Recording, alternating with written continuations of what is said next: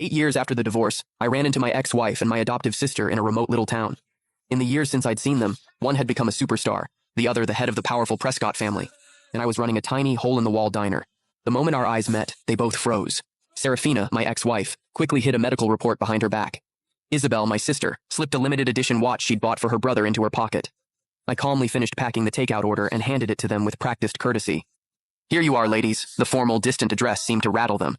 As they were leaving, Serafina suddenly turned back. "Didn't you say you'd only ever cook for me?" I offered a polite, empty smile. The foolish promises of youth, they don't mean much now, just like the people and memories I once thought I could never get over. With time, they had all faded to nothing. Through the open glass door, the noise of the street drifted in, but it couldn't dispel the frozen silence that had settled over the diner.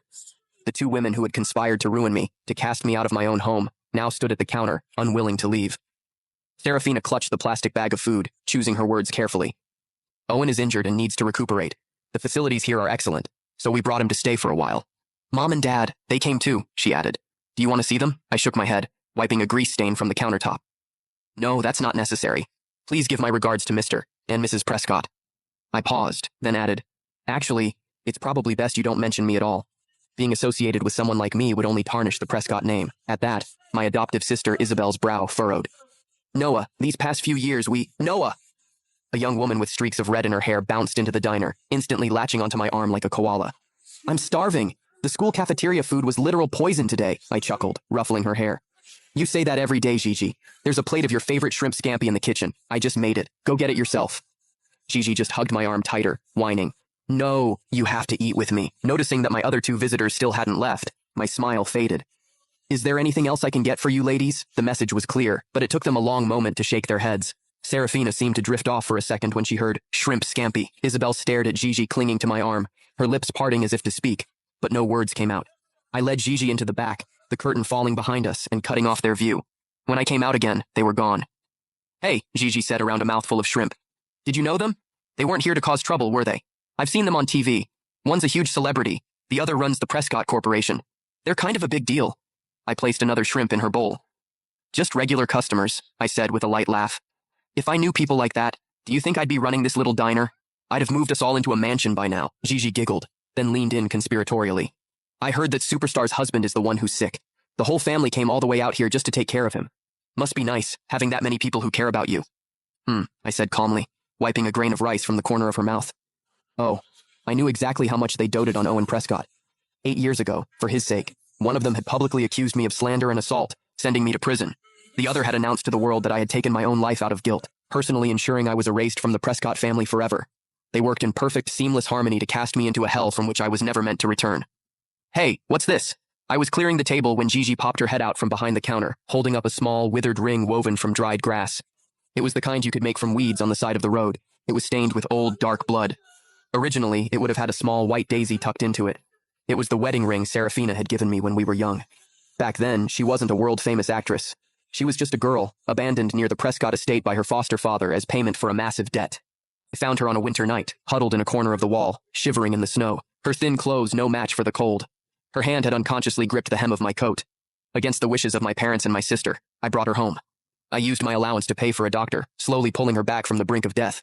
And so, 15-year-old Serafina stayed, becoming my little shadow. When I skipped class, she covered for me. When I got into fights, she took the punishment. When I was cornered in an alley by a group of bigger kids, she stood with me, trembling with fear, but refusing to abandon me. Later, when we fell in love, we would hide behind the wall of roses in the garden, kissing and laughing like a pair of fools. Then, when she turned 17, a famous talent scout came to the house, begging her to become an actress. "Noah, wait for me," she promised, kissing my face over and over. "I know I'm not good enough for you now, but when I'm a star, a household name, I'll be able to stand beside you as your wife. I will make it. You're the only person I ever want to marry." I knew I couldn't change her mind, so I cooked her a feast of all her favorite foods as a farewell. As she was leaving, she slipped the grass ring onto my finger. "One day, Noah, I'll give you the biggest, most beautiful wedding ring in the world." My parents and sister never liked her, but they didn't want to see me unhappy. They used the family's connections to pave her way in the industry. Within 2 years, Serafina was everywhere. I watched her on TV as she became the youngest actress to ever win the grand jury prize. The day she was set to return, my hands were shaking with excitement. But that was the same day the truth about my birth came out. I wasn't a Prescott. I was the son of a pair of day laborers, switched at birth with the true heir by someone who had slipped past the nurses. The day the real son, Owen Prescott, was brought to the estate, my adoptive mother held my hand. Even with Owen here, You will always be a son of this family. My sister ruffled my hair, her smile unchanged. What's one more person? The Prescotts aren't so poor we can't afford to feed another mouth. Serafina even canceled a shoot and flew back overnight. She held me tight and swore, I can protect you now. Even if the Prescotts don't want you, I will. The knot of fear in my chest slowly loosened. Out of guilt, I started putting Owen first in everything. I helped him with his studies, taught him etiquette, let him have first choice of everything. Terrified he would feel out of place. He, in turn, followed me everywhere, calling me brother. I was truly happy then. I thought I was the luckiest person in the world, blessed with such a wonderful family and a love like ours. Eventually, Owen started tagging along on my dates with Serafina.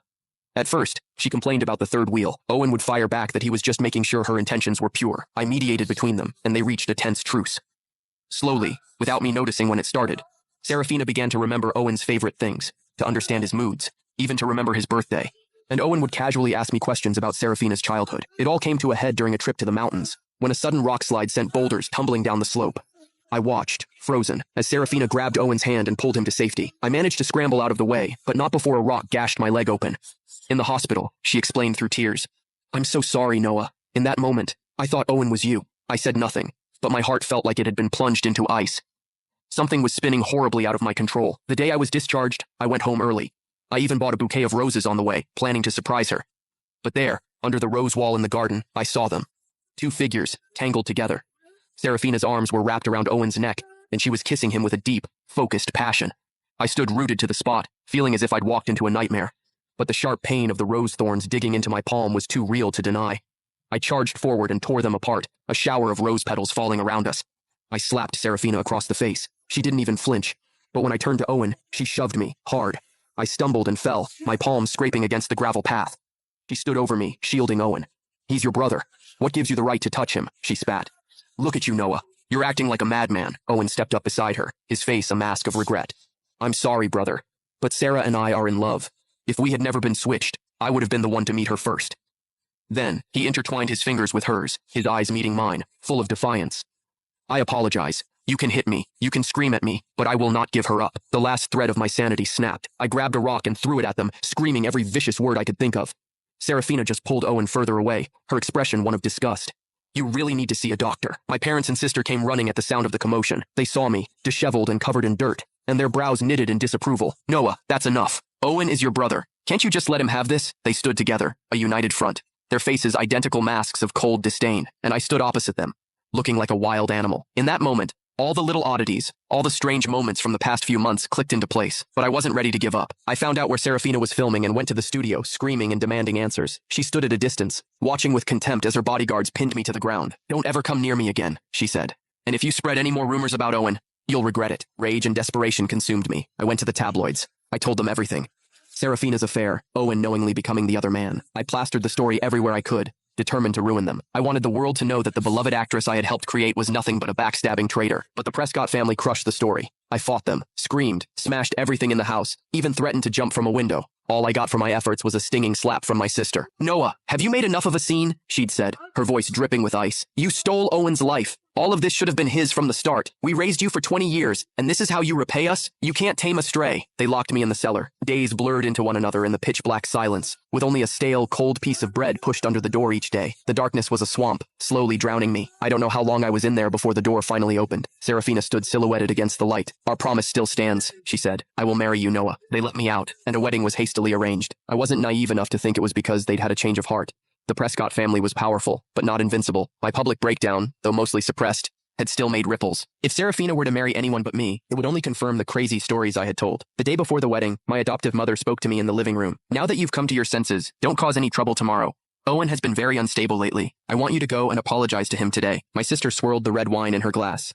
Noah, everything you have was given to you by this family. Behave, and we might let you keep some of your dignity. You know what to say and what not to say tomorrow. It was all so absurd I didn't even have the energy to laugh. Seeing my silence, Serafina's face darkened. I'm marrying you, Noah. What more could you possibly want? If anyone should be complaining, it's not you. You're the one who stole someone else's life.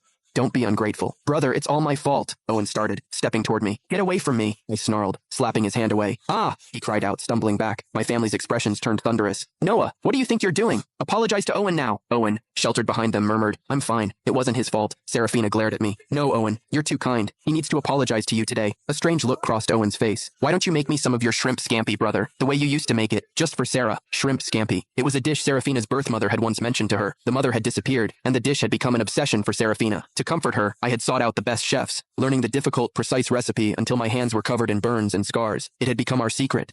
Something just for us. She had once made me swear, in a moment of passion, that I would never make it for anyone else. And now, it was just a party trick for her to please her new lover. The rage I thought had been extinguished roared back to life. I laughed, a raw, broken sound. I snatched a priceless vase from the table and smashed it at Owen's feet. The peonies my mother had loved scattered across the floor, and a shard of porcelain sliced Owen's leg. He cried out in pain. My parents and sister rushed to his side. Serafina had the bodyguards restrain me. She kicked me hard in my injured leg, forcing me to my knees. You brought this on yourself. After that, the scandals about me were everywhere. Under Serafina's expert manipulation, I was painted as an ungrateful imposter who had bullied the true heir, tried to steal his fiancée, and then resorted to slander when I didn't get my way. Together, my ex-wife and my adoptive sister sent me to prison, and while I was gone, Owen and Serafina were married in a lavish ceremony, blessed by all. While I was being beaten by inmates, hovering on the edge of death, they were making love in the bed that should have been mine. 6 months later, I was dragged from my cell, barely breathing, and thrown out of the prison gates like a bag of trash. The snow was falling heavily, the night wind biting and cruel, just like the night I had found Serafina, but I wasn't as lucky as she had been. No one was coming for me. No one would save me. The only thing I had left was the blood-stained, misshapen grass ring clutched in my fist.